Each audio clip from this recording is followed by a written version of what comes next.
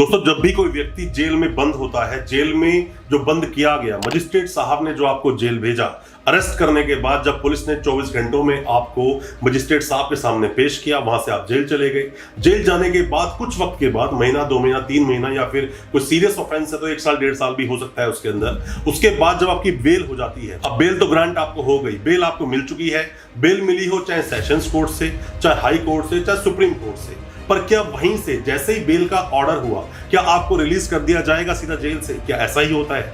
और दोस्तों, अक्सर आप सवाल हमसे ये पूछते हैं कि सर बेल तो हो गई, अब उस बेल बॉन्ड को फर्निश कैसे कराएंगे या फिर जमानत कैसे देंगे, उसका प्रोविजन क्या है या किस तरीके से वो चलता है?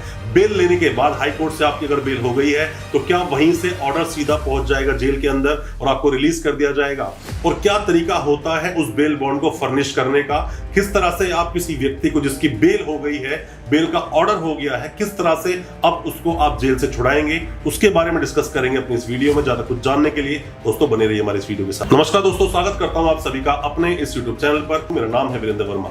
जैसा आप सभी जानते हैं, हम इसी तरह की लीगल अवेयरनेस की वीडियोस आपके लेकर आते हैं और आपको बनाते हैं कानून जानकार। दोस्तों, आप में से कोई भी स्टूडेंट है, लॉ स्टूडेंट है, नए वकील साहब हैं, या अभी कानूनी पढ़ाई कर रहे हैं, या फिर आप जानना चाहते हैं किस तरह से हमारे देश का कानून चलता है, किस तरह से काम करता है, तो आपके लिए हमारे चैनल बहुत कारगर है, आपकी बहुत मदद कर सकता है बहुत कुछ सीखने के लिए। हम अपना प्रैक्टिकल जो ज्ञान है, हमारा कोर्ट का जो हमारी प्रैक्टिस है, हम उसको शेयर करते हैं, साझा करते हैं आपके साथ, और वो बातें बताते हैं जो किताबों में ढूंढने से आपको नहीं मिलेगी। वो सिर्फ जब आप किसी सीनियर के साथ में प्रैक्टिस करोगे तो वहां से सीखने को ही मिलेगा, जब प्रैक्टिकली चीजें चलेंगी सामने। दोस्तों, होता क्या है, बेल लेने का प्रोविजन क्या है? पहले तो मान लीजिए आप एंटीसिपेटरी बेल लेते हैं। एंटीसिपेटरी आप बेल लेंगे या तो सेशंस कोर्ट जाएंगे, हाई कोर्ट या सुप्रीम कोर्ट। लोअर कोर्ट जो एमएम कोर्ट है, उनको पावर नहीं। 438 ऑफ सीआरपीसी यही बोलता है कि आप एंटीसिपेटरी बेल ले सकते हैं, बेल बिफोर अरेस्ट ले सकते हैं।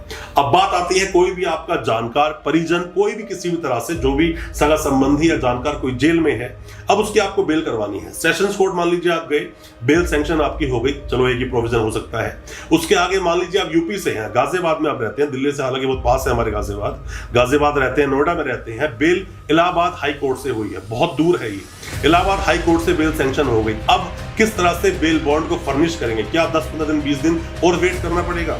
दोस्तों, तरीका क्या होता है, जैसे ही अगर आपने लगाई एंटीसिपेटरी बेल, सीआरपीसी का जो सेक्शन बोलता है 438, जो 1973 का सीआरपीसी अपना है, code of criminal procedure code, उसके अंदर जो बताया गया है 438 में एंटीसिपेटरी बेल लगाओगे। और अगर आप रेगुलर बेल लगाने के लिए जा रहे हैं, कोई इंसान जेल में है, अब आप गए हैं हाई कोर्ट या सेशंस कोर्ट, तो 439 में जो आप वहां बेल लगा रहे हो, बेल अप्रूव होने के बाद कि हाँ आपको बेल मिल गई है, यहां से कहानी शुरू होती है। सेशंस कोर्ट से है, उसका ऑर्डर लेकर सीधा मजिस्ट्रेट साहब के पास जाइए, जो मजिस्ट्रेट साहब उस पुलिस स्टेशन के अलॉटेड हैं। दिल्ली में जैसे ऐसे ही होता है कि हर एक पुलिस स्टेशन के लिए एक मजिस्ट्रेट साहब है।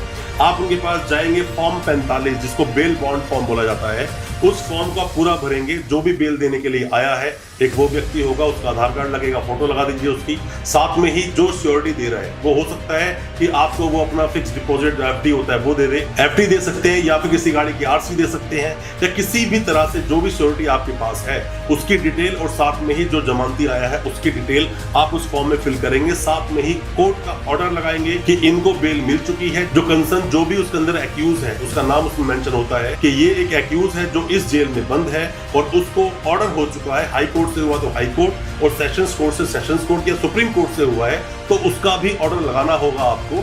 आप ऑर्डर लगाएंगे, वहां पे जाके बेल बॉन्ड फर्निश करेंगे, उसके बाद में वहीं से डिटेल जाएगी सीधा जेल में। जेल में डिटेल पहुंचने के बाद में वहां से रिलीज करते हैं। बट अक्सर ऐसा होता है, कोई भी इनिशियल्स जो नाम के होते हैं वो गलत हो जाते हैं, सेक्शंस गलत हो जाते हैं, पुलिस स्टेशन गलत हो सकता है, या कोई भी किसी भी तरह की अगर वहां पे एरर रह गई या करेक्शन रह गई, कमी रह गई, तो मैं आपको बता दूं कि वो उस वक्त रिलीज नहीं होगा आपका एक्यूज, वो जेल में ही रहेगा जब तक वो करेक्शन ठीक नहीं होती, जब तक फिर से जो मजिस्ट्रेट साहब के पास से, कोर्ट से, जब तक वो वापस जेल में नहीं जाए करेक्ट होकर, तब तक उसको छोड़ा नहीं जाएगा।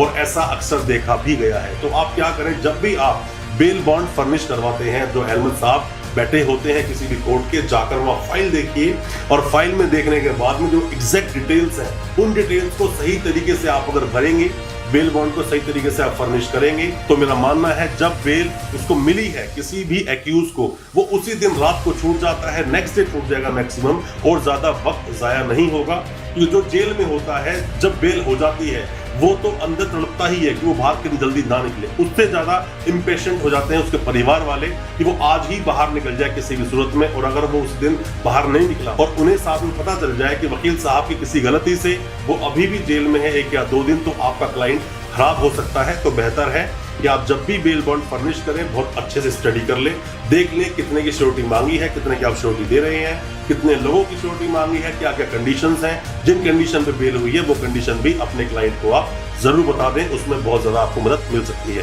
कोई भी किसी भी तरह के सवाल है आपके दिल में हाई कोर्ट को लेकर, सुप्रीम कोर्ट को लेकर, या किसी भी तरह की बेल को लेकर, किसी भी तरह के क्रिमिनल केस को लेकर, तो आप कमेंट बॉक्स में अपना सवाल पूछें, हम कोशिश करेंगे आपको रिप्लाई करेंगे और आपके सवाल का जवाब आपको हम जरूर देंगे।